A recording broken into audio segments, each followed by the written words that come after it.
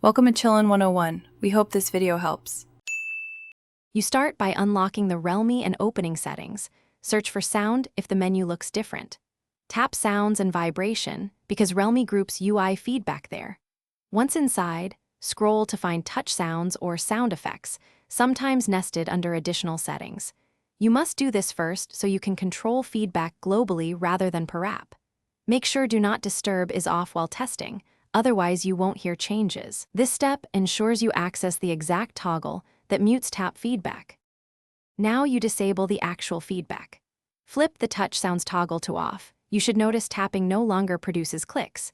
If the option is not visible, open additional settings, then other sounds or sound effects. Realme firmware varies.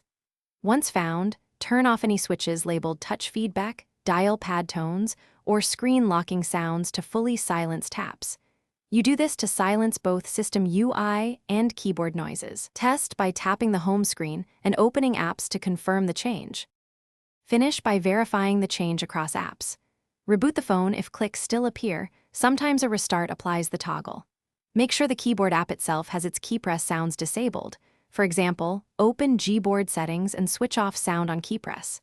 If the touch sounds option is missing or keeps reverting, update Realme UI or reset sound settings. This fixes firmware glitches. Troubleshooting tip: if muting fails, clear settings cache or boot into safe mode to pinpoint a conflicting app. Thanks for watching. Consider subscribing if we helped you.